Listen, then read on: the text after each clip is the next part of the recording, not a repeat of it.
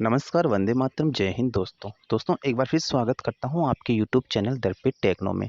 तो दोस्तों ये आज हमारी सेकंड क्लास है और ये जो हमारी सेकंड क्लास है वह एनसीईआरटी बेस पर आधारित है, जिसमें बायोलॉजी, फिजिक्स और केमिस्ट्री के क्वेश्चनों पर हम चर्चा करेंगे। आज की क्लास में 50 महत्वपूर्ण प्रश्न हैं जो एग्जाम में आए हुए हैं, प्रीवियस एग्जाम में आए हुए हैं, उन पर हम आज चर्चा करेंगे। तो दोस्तों मेरे साथ बने रहना, वीडियो को अंत तक देखना और वीडियो स्किप मत करना, क्योंकि कुछ चीज़ें मैं आपको बताता हूं तो अगर आप स्किप करोगे तो वह चीज़ों से आप चूक जाओगे। तो दोस्तों शुरू करते हैं आज का वीडियो। आज का हमारा पहला प्रश्न है,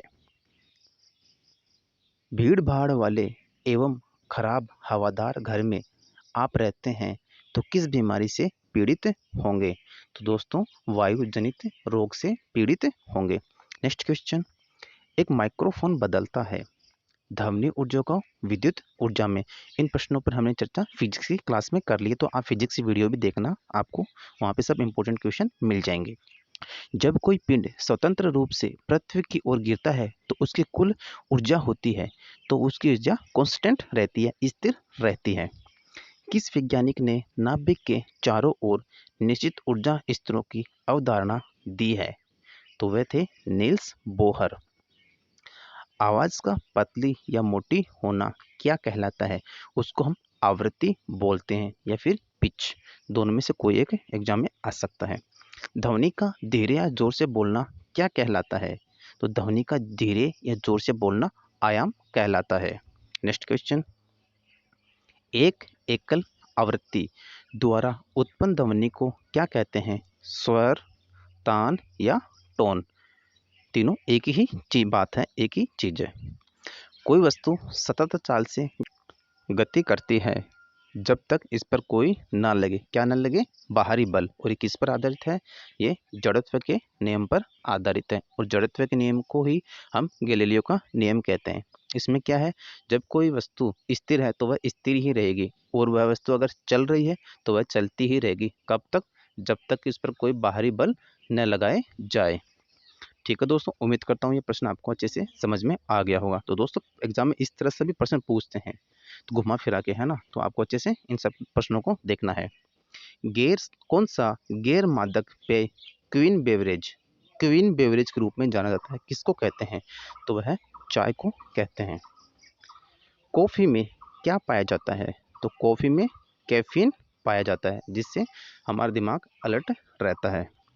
नेक्स्ट क्वेश्चन, रक्तचाप को मापा जाता है तो ब्लड प्रेशर को किससे मापते हैं? स्पेगमेनोमीटर से। नेक्स्ट क्वेश्चन, वायुदाब को किससे मापते हैं? तो वायुदाब को बैरोमीटर से नापते हैं। ये फिजिक्स के क्वेश्चन है दोस्तों। बढ़ते हैं अगले क्वेश्चन की ओर। परजीवी पौधा है, परजीवी पौधा किसको कहते हैं? मशरूम को, और उसी को ही हम कवक बोलते हैं। नेक्स्ट क्वेश्चन, प्रकाश संश्लेषण के दौरान कौन सी चीज रिलीज होती है? तो वह ऑक्सीजन रिलीज होती है। नेक्स्ट क्वेश्चन, प्रोटीन, वसा, कार्बोहाइड्रेट का समृद्ध स्रोत है, यानी तीनों चीज किस में मिलती है? तो यह तीनों चीज चावल में मिलती है, राइस में मिलती है। आँख, नाक, गला स्पेशलिस्ट कौन सा दर्पण उपयोग में लेते हैं, यूज करते हैं? तो अवतल दर्पण। देखो दोस्तों ये क्वेश्चन इस तरह से बना है, इसमें डॉक्टर का नाम नहीं दिया उस क्वेश्चन में, तो आपको कंफ्यूज नहीं होना है, आपको प्रश्न को अच्छे से समझना है। रक्त का थक्का नहीं बनता, इसका क्या कारण है? तो विटामिन के की कमी से रक्त का थक्का नहीं बनता है। नेक्स्ट क्वेश्चन, सूर्य से पृथ्वी तक की दूरी को क्या कहते हैं? तो उस दूरी को हम खगोलीय इकाई के नाम से जानते हैं। नेक्स्ट क्वेश्चन, रासायनिक वसा और तेल ये क्या है? ये टाइस्टर्स हैं, इनको टाइस्टर्स बोलते हैं। नेक्स्ट क्वेश्चन, मानव के रक्त में प्लाज्मा का कितना प्रतिशत है? तो मानव के रक्त में प्लाज्मा का 55% है, और इसका रंग की बात करें तो हल्का पीला होता है। WBC का कार्यकाल कितना होता है? तो WBC का कार्यकाल 2 से 5 दिन का होता है। नेक्स्ट क्वेश्चन, सोडियम और पोटेशियम को किस धातु से काट सकते हैं? तो यह चाकू से काट सकते हैं। नेक्स्ट क्वेश्चन, ध्वनि का वेग सबसे कम किसमें होता है? तो ध्वनि का वेग सबसे कम निर्वात में होता है। बढ़ते हैं अगले क्वेश्चन की ओर। धातु में सबसे कम गलनांक किसका होता है? तो धातु में अगर सबसे कम गलनांक की बात करें तो वह है पोटेशियम। ठीक है, याद रखना, तो धातु की बात करें यहाँ पे। और हम गैस की बात करें, सबसे गलनांक किस गैस का होता है? तो वह होती है हीलियम गैस।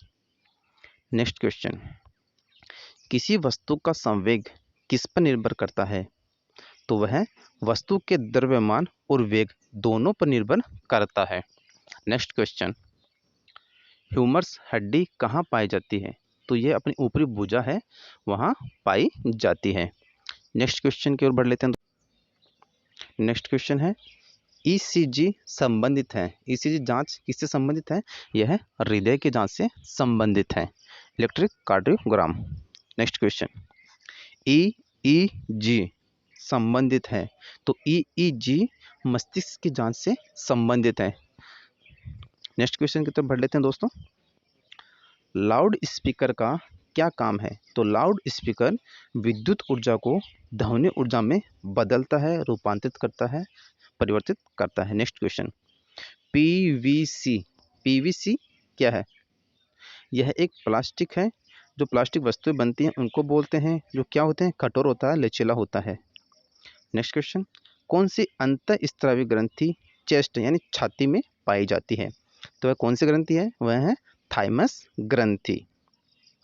मास्टर ग्रंथि को किस नाम से, मास्टर ग्रंथि को कौन सी ग्रंथि कहते हैं? तो मास्टर ग्रंथि को पीयूष ग्रंथि कहते हैं। और पीयूष ग्रंथि कहाँ पाई जाती है? तो पीयूष ग्रंथि मस्तिष्क में पाई जाती है। बढ़ते हैं अगले क्वेश्चन की ओर। ऑप्टिकल फाइबर का आविष्कार कब हुआ? तो आविष्कार हुआ था 1952 में। और किसने किया? नरेंद्र सिंह ने। इसका नामकरण कब रखा गया? नामकरण रखा 1955 में। यह क्या है दोस्तों?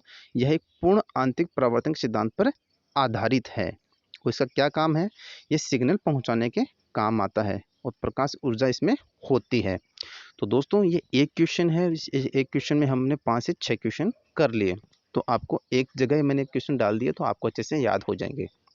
ठीक है दोस्तों, बढ़ते हैं अगले क्वेश्चन की तरफ। क्वेश्चन नंबर 36, इलेक्ट्रॉनिक स्टोव है दो। इलेक्ट्रॉनिक स्टोर का तार किससे बना होता है? इस तरह से पढ़ें तो नाइक्रोम का होता है, जिसकी मेल्टिंग पॉइंट ज़्यादा होती है।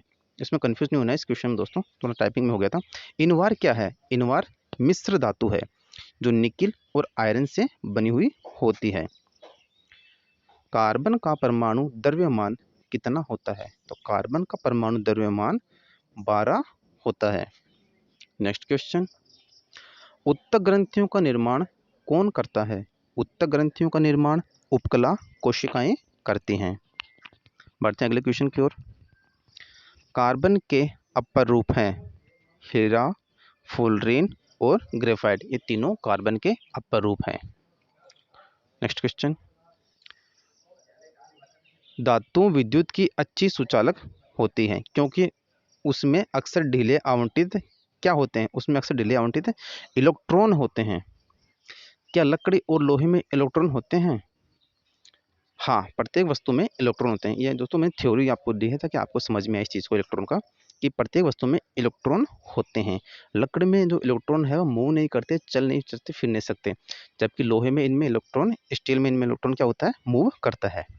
नेक्स्ट क्वेश्चन, जाइलम का क्या काम है? पौधों को जल पहुंचाना, ये जाइलम का काम है। नेक्स्ट क्वेश्चन, फ्लोएम का क्या कार्य है? तो फ्लोएम भोजन का ट्रांसफर यानी परिवहन करना।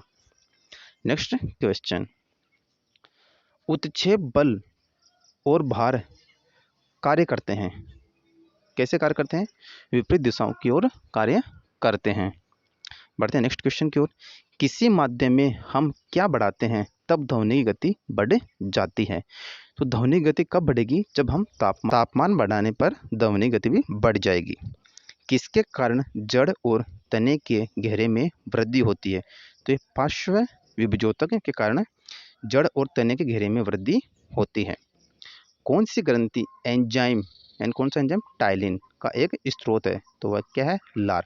तो लार ग्रंथि में क्या होता है, टाइलिन एंजाइम होता है। इस तरह से भी क्वेश्चन बन सकता है दोस्तों। दिल की सुरक्षा के लिए जिम्मेदार झिल्ली है, तो वह कौन सी झिल्ली है जो दिल की सुरक्षा करती है, पेरिकार्डियम। नेक्स्ट क्वेश्चन, कौन सा दर्पण हमेशा वस्तु की एक ऐसी छवि निर्मित करता है जो आभासी और समान आकार में होती है, तो वह कौन सा दर्पण होता है दोस्तों, वह समतल दर्पण होता है। तो दोस्तों ये थे आज के 50 महत्वपूर्ण प्रश्न जो एग्जाम में आए हुए थे।